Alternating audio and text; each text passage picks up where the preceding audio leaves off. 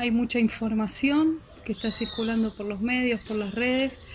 Creo que las medidas que debemos tomar las estamos conociendo todos y mi intención en realidad es explicar, tratar de ser breve y explicar o fundamentar estas medidas para entender la importancia que tiene el aislamiento, el lavado de manos, el suspender todas las actividades de los clubes, colegios y como vos decías, que no que no sean vacaciones, sino que sea de manera consciente y para cuidarnos entre todos. ¿Qué significa esta enfermedad o qué es una enfermedad infectocontagiosa? El coronavirus es una enfermedad infectocontagiosa y como la palabra lo dice, es una infección provocada por un virus y contagiosa porque podemos contagiarnos. Importante saber cuáles son las maneras de contagiarse, si la otra persona tiene que tener fiebre, si tos, o cuáles son los síntomas que tiene que tener la otra persona como para uno resguardarse, situaciones que tenemos que prevenir.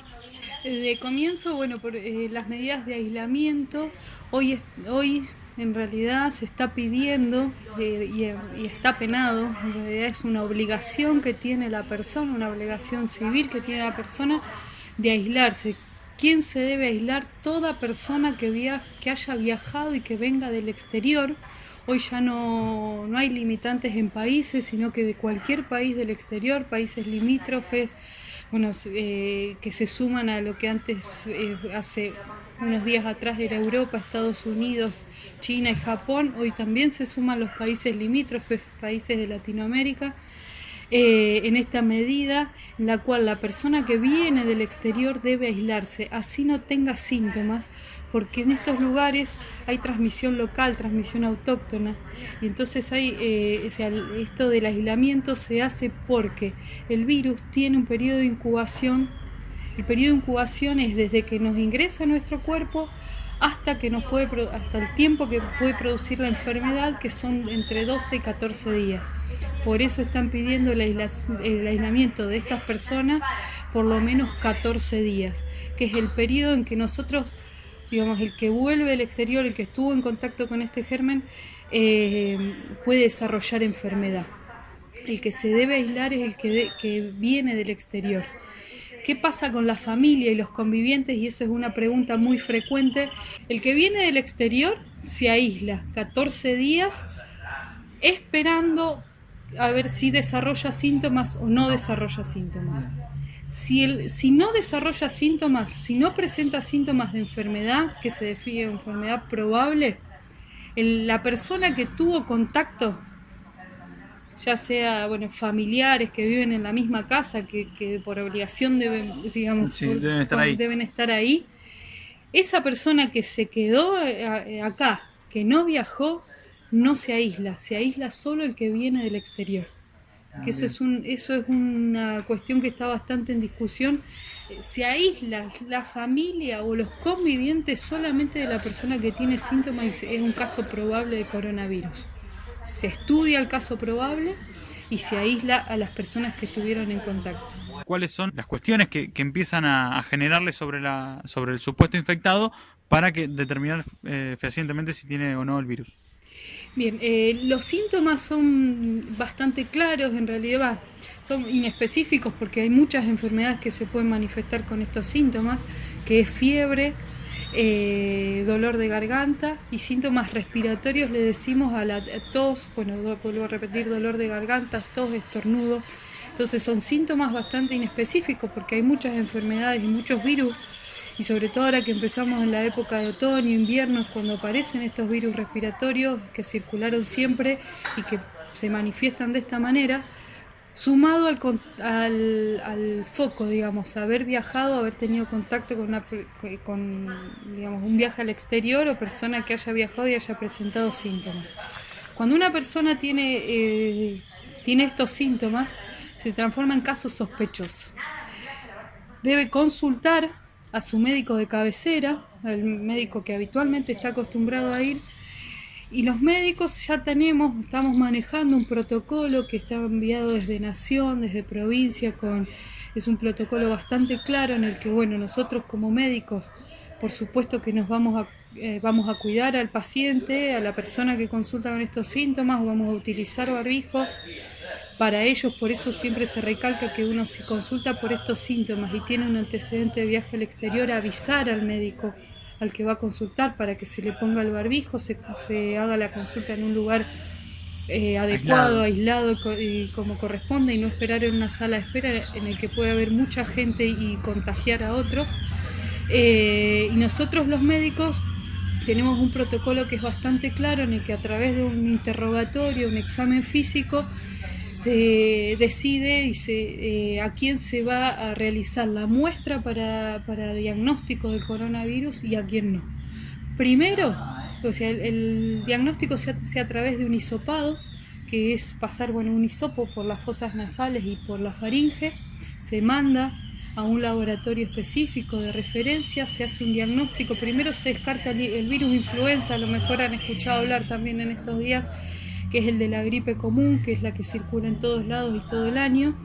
Si se descarta ese virus influenza, pasa al laboratorio más específico para hacer diagnóstico de coronavirus. ¿Cuánto tiempo puede pasar entre que tomamos la muestra y tengamos el resultado? Y a lo mejor hasta 5 días. Entonces, las medidas que se deben tomar en esos 5 días, aparte del tratamiento oportuno, que no hay tratamiento farmacológico dirigido al virus, sí medidas de sostén, y dependen de la gravedad del caso, si se maneja en el domicilio o se interna al paciente, pero debe permanecer estrictamente aislado de ese paciente con sospecha de coronavirus hasta tener el resultado. Mucho se habla de las mascarillas, de las máscaras. Al pasar estas situaciones de que a veces no hay camas y demás, ¿cuáles son las medidas que puede llegar a tener, pensando ya a futuro, de las cosas que pueden llegar a suceder, cuáles son las medidas que uno puede llegar a tener que tomar en su casa para tratar de bajar los síntomas, sobre todo en esos 5 días que me estás hablando? Bien, bueno, primero un control médico estricto de algunos síntomas que pueden marcar la gravedad de la enfermedad, porque en esto, digamos, hay desde casos más leves a casos graves y mortales, como es lo que estamos escuchando. Las medidas, bueno, por supuesto, la persona que está enferma tiene que tener barbijo, la persona que lo asiste a ese enfermo también tiene que utilizar barbijo y quedarse aisladas en la casa y los demás asistir, pero tratar de tener el menor contacto con gente posible. Y como te decía, de acuerdo a la gravedad de las manifestaciones de esta enfermedad, el tratamiento va a depender desde analgésicos, antitérmicos, hasta el requerimiento en algunos casos de internación, de oxigenoterapia y demás. Y es por esto, fundamentalmente, por disminuir la transmisión de la enfermedad, disminuir la cantidad de enfermos y por cuidar el sistema de salud, que los recursos son limitados, es que por esto que nos debemos cuidar entre todos para no enfermarnos, porque lo principal es tratar de no enfermarnos, y esa es la importancia que tiene todas estas medidas las que estamos tomando. Por supuesto, por eso hay que recalcarle a los chicos y a los padres, por sobre todas las cosas, porque el que tiene poder sobre los chicos en realidad es el padre, o el abuelo, el tío, quien sea, que no están de vacaciones los chicos y que tienen que quedarse en sus casas por una cuestión de salud de ellos y de todos, ¿no? Sí, seguro que en realidad lo que se pretende con esto es disminuir la incidencia, la cantidad de enfermos en la sociedad.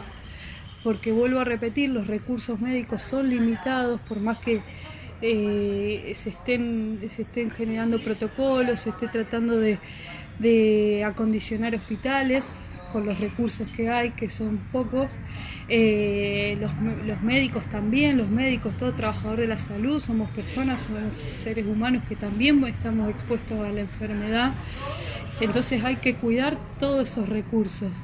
Cuidar, se insiste mucho en no concurrir a la consulta médica si no es necesario.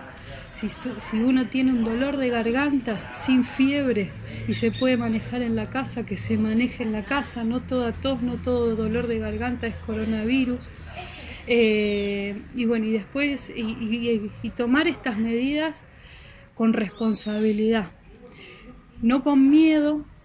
No hay que entrar en pánico, pero sí tomarlas con responsabilidad, y la responsabilidad es de cada uno de nosotros. Si nos cuidamos nosotros, cuidamos a los que tenemos al lado. Si cuidamos a los chicos, cuidamos a los jóvenes, son los que después pueden tener contacto con personas que tienen mayor riesgo ante esta enfermedad, como estamos escuchando, que son nuestros adultos mayores o personas con otras enfermedades como diabetes, inmunodeprimidos. El inmunodeprimido es la persona que tiene las defensas bajas, con mayor probabilidad de enfermarse gravemente. Entonces, si nosotros nos cuidamos, si cuidamos a los niños, si los jóvenes se cuidan, cuidan sus casas, cuidan su familia y cuidan sus contactos cercanos, y entre todos vamos a disminuir la cantidad de enfermos y la gravedad de la enfermedad. Aclarar Perfecto. algo, en realidad, es con el tema del alcohol en gel y el uso de barbijos. Vuelvo a lo mismo, al recurso limitado. El alcohol gel en realidad no reemplaza el lavado de manos cuando no tenemos ese recurso como lavado de manos. Si nosotros vamos a estar en nuestras casas, si en nuestra casa tenemos agua y tenemos jabón para lavarnos las manos, y el agua y el jabón es mucho mejor recurso que el alcohol en gel para evitar la transmisión de esta enfermedad. Entonces, es redundante lavarse las manos y ponerse alcohol gel, uno u otro. El alcohol gel nos sirve para cuando salimos de nuestra casa, cuando no tenemos una pileta cerca, la posibilidad de agua y jabón, ahí usamos el recurso del alcohol gel. Pero no es necesario que en todas las casas, si hay agua y jabón, que se utilice alcohol gel. Y el barbijo tampoco lo tenemos que usar para prevenirnos por las dudas. El barbijo tiene indicaciones precisas, y que es la persona que tiene síntomas. No todos tenemos que andar con barbijos, no todos tenemos que acopiar barbijos, guardar unos barbijos en nuestras casas por las dudas, sino que hay indicaciones para usar cada recurso en la situación específica. Y por eso forma parte de esto del cuidarnos entre todos, de cuidar los recursos y ser responsables con lo que estamos haciendo. No tener miedo, sino que sí ser responsables. Una medida que fue importante es esto de suspender las actividades en los clubes, en las escuelas, las actividades sociales, y volvemos a lo mismo del principio de la charla, es que no se entienda esto como unas vacaciones, que sé que todos sabemos que es difícil tener a los chicos en la casa, generar actividades en la casa para que ellos se entretengan todo el día, pero no son vacaciones, son medidas preventivas para protegernos entre todos. ¿Qué sucede con aquellas personas, tal vez viajantes pueden ser, que hayan estado en provincias, bueno, por nombrar Chaco, por ejemplo, o Buenos Aires, capital federal, que han tenido varios casos? ¿Qué sucede con esas personas que hayan estado en esos lugares y que tal vez pueden traer el virus sin saberlo? Nos tenemos que quedar, no tenemos que movernos de ningún lado, y si nos volvimos de alguna provincia, nos guardamos en casa igual. Por ahora, en realidad, circulación autóctona, se llama circulación autóctona o contagio autóctono al que se produce dentro del mismo país. En realidad, por ahora hay solo un caso o dos en Chaco, y se pudo contener, limitar y aislar a las personas que han estado en contacto, por lo menos aparentemente. Hasta estos últimos informes que hemos recibido fue así. No hay circulación autóctona del virus, entonces no está indicado el aislamiento de personas que han estado en lugares con casos confirmados. En Buenos Aires, Chaco, de hecho en Rosario hay algunos casos confirmados. Todos estos casos, bueno, salvo puntualmente uno de Chaco, tuvieron antecedentes de viaje al exterior o contacto con una persona que ha viajado al exterior y ha presentado síntomas. Entonces, pero sí, o sea, hay personas y trabajos que son difíciles de frenar, y que hay gente que tiene que seguir estando en la calle, que tiene que seguir trabajando.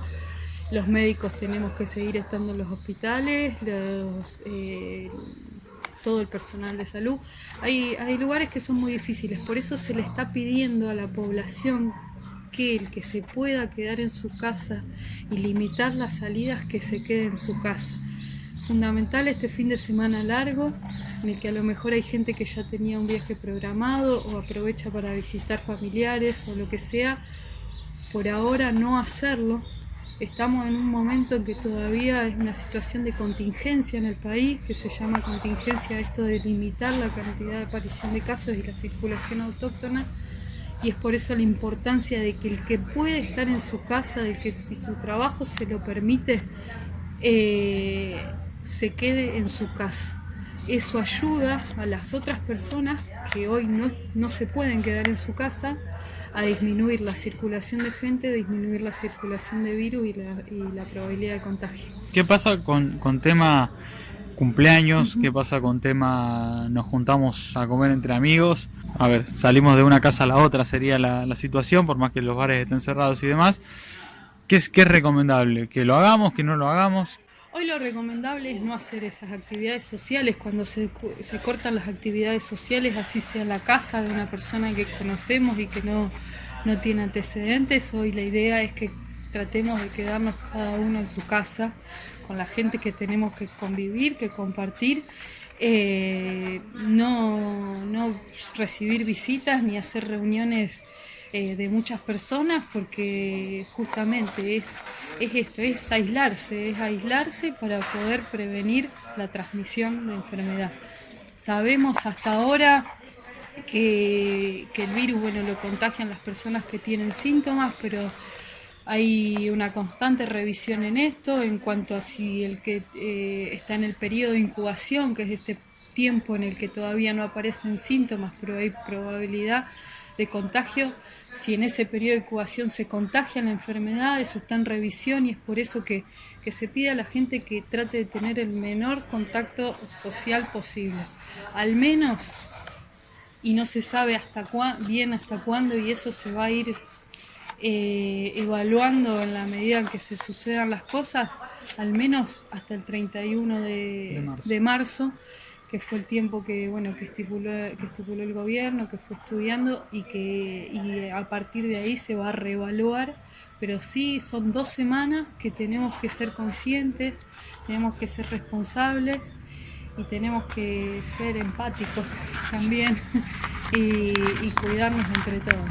Más allá de que los estudios, lo hablábamos recién fuera de micrófono, los estudios son prácticamente cotidianos para saber cuál es el avance de este virus, de qué manera ataca, ver cuál es la cura y demás.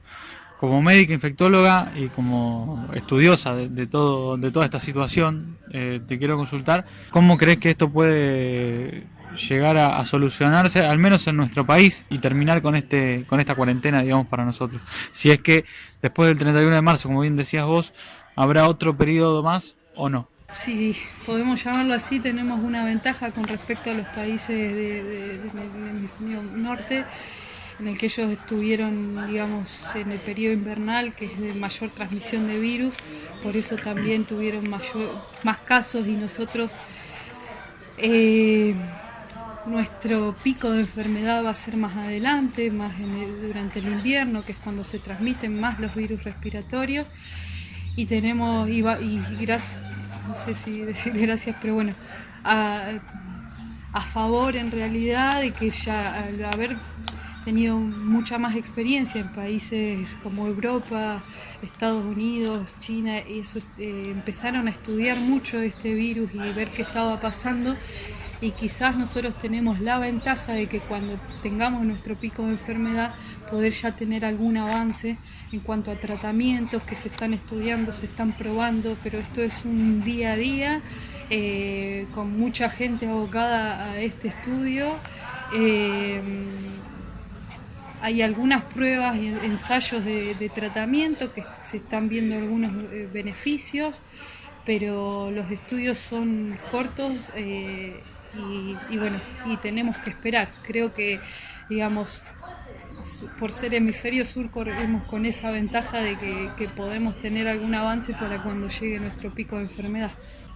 En una transmisión de cualquier enfermedad infectocontagiosa hay un agente, que es el virus, un huésped, y el medio ambiente.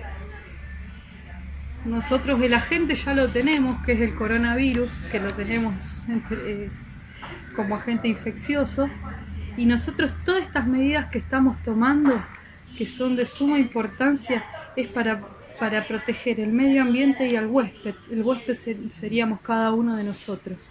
Entonces cortamos el ciclo de transmisión de una enfermedad infecciosa y disminuimos la posibilidad de enfermedad. Para que se pueda entender que en realidad estas no son medidas que se le ocurren a cualquiera por cualquier cosa, sino que están justificadas científicamente y están probadas en otros momentos y en otras epidemias y en otras enfermedades de que sirven. Y la real importancia, digamos, porque a veces hay gente que dice, y a lo mejor esto es exagerado, o no, o tenemos que tomar más medidas, en realidad lo vamos a evaluar retrospectivamente, vamos a ver después de que pase si en realidad sirvió o no sirvió todo esto. Pero hoy, sin tener muchas certezas de lo que va a pasar, lo mejor que podemos hacer es tomar estas medidas de precaución, que es el aislamiento, vuelvo a repetir, el aislamiento, el lavado de manos, evitar contactos, digamos, y la consulta precoz en el caso de tener síntomas, es tomar estas medidas con responsabilidad para poder ver, digamos, buenos resultados más adelante.